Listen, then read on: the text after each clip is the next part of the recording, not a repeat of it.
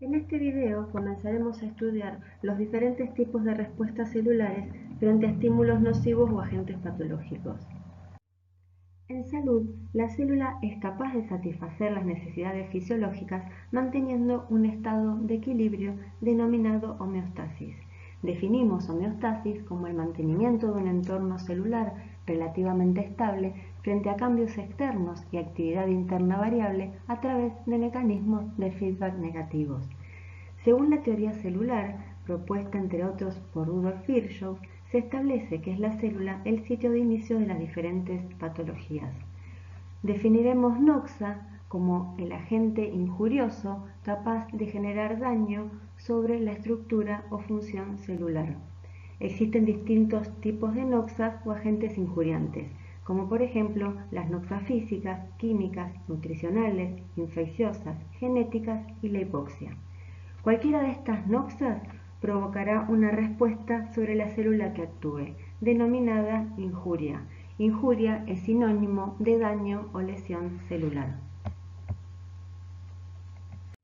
Entonces, una noxa o agente injuriante, al actuar sobre una célula, provocará una respuesta que podrá ser una respuesta adaptativa. Esto quiere decir que frente a estímulos patológicos y en ciertas circunstancias frente a estímulos fisiológicos, la célula logrará un nuevo estado de equilibrio que le permitirá sobrevivir y mantener su función.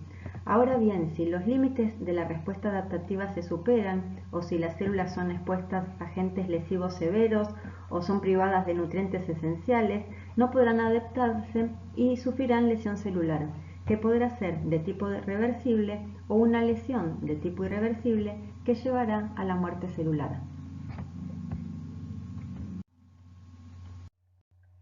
¿De qué dependerá cada tipo de respuesta celular?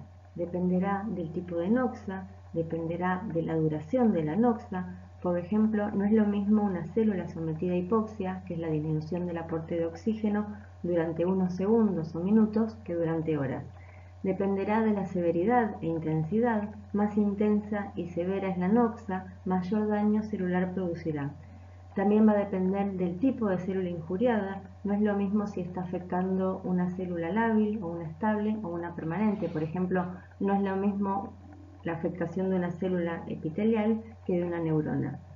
Dependerá también de la capacidad de la célula de adaptarse. Las células permanentes no tienen la misma capacidad de adaptarse que las células lábiles. Y va a depender también de su estado metabólico. La edad, la desnutrición, por ejemplo, son factores que condicionarán la respuesta celular.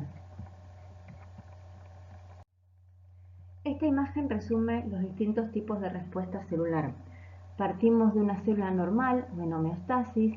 Frente a la acción de un estímulo nocivo, noxa o estrés, la célula podrá responder adaptándose, logrando un nuevo equilibrio con el entorno.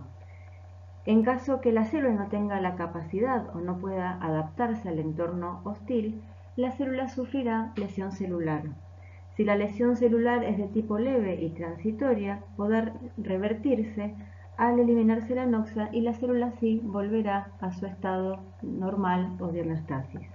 Por otro lado, si la lesión celular es grave y progresiva, llevará a la célula a una lesión de tipo irreversible que culminará con la muerte celular.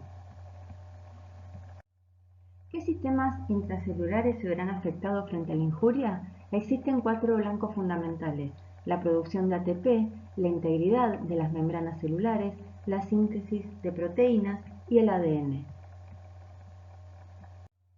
¿Cómo se verán afectados estos sistemas? Por ejemplo, en el caso de la isquemia o disminución del aporte sanguíneo, se produce un menor aporte de oxígeno. La consecuencia inmediata será a nivel de las mitocondrias con una disminución de la fosforilación oxidativa, lo que provocará una menor síntesis de ATP. La disminución del ATP afectará a la bomba sodio-potasio, comenzará a acumularse sodio dentro del citoplasma, lo que provocará el ingreso neto de agua. Se va a provocar también el influjo de calcio y el eflujo de potasio. Esto provocará la tumefacción celular, la pérdida de las microvellosidades, la tumefacción del retículo endoplasmático y la formación de figuras de mielina. Por otro lado, esta disminución del ATP activará la glucólisis. Se utilizarán las reservas de glucógeno presentes en la célula y esta glucólisis será de tipo anaeróbica, lo que traerá como consecuencia la producción de ácido láctico. Este ácido láctico va a disminuir el pH y esa disminución del pH intracelular provocará la condensación de la cromatina nuclear. Por otro lado, otros efectos de esta disminución del ATP serán la separación de los ribosomas con una disminución en la síntesis proteica. Si esto ocurriese dentro de los hepatocitos que necesitan sintetizar apoproteínas para el transporte de lípidos, al no poder sintetizar las proteínas, comenzarían a depositarse lípidos dentro del citoplasma. Todos estos cambios, si se eliminan la noxa, son reversibles. Ahora bien, si esta noxa se mantiene en el tiempo y ya se produce una lesión a nivel de las membranas, ya tendremos otras consecuencias. Habrá pérdidas de los fosfolípidos, alteraciones en el citoesqueleto, la formación de radicales libres. Esto traerá como consecuencia un mayor influjo de calcio y la liberación de las enzimas presentes en el citoplasma. También esta lesión de las membranas, esta injuria sobre las membranas, va a injuriar a las membranas de los lisosomas. Entonces, estas enzimas presentes en los lisosomas se liberarán y se activarán también producto del pH ácido que tenemos dentro de la célula. Esto traerá como consecuencia una disminución en la basofilia con cambios a nivel nuclear y la digestión de las proteínas. En este caso ya estamos hablando de una lesión de tipo irreversible con la producción o con la consecuencia en una muerte celular.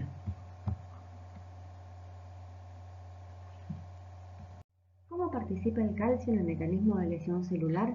En homeostasis, el calcio intracelular se encuentra almacenado principalmente en las mitocondrias y en el retículo endoplasmático.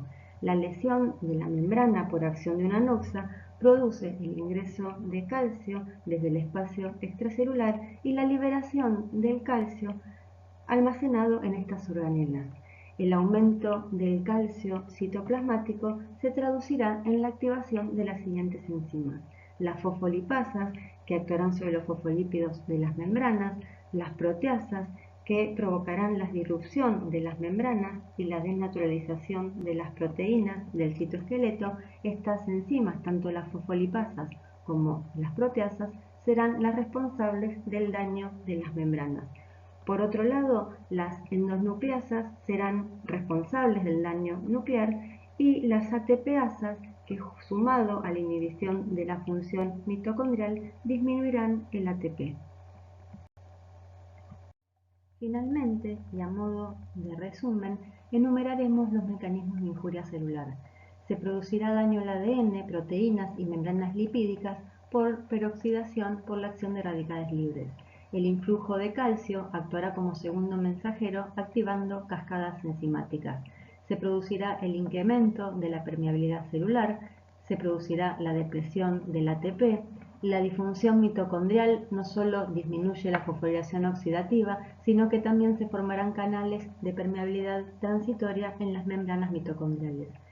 Y se activará la apoptosis a través de la liberación del citocromo C.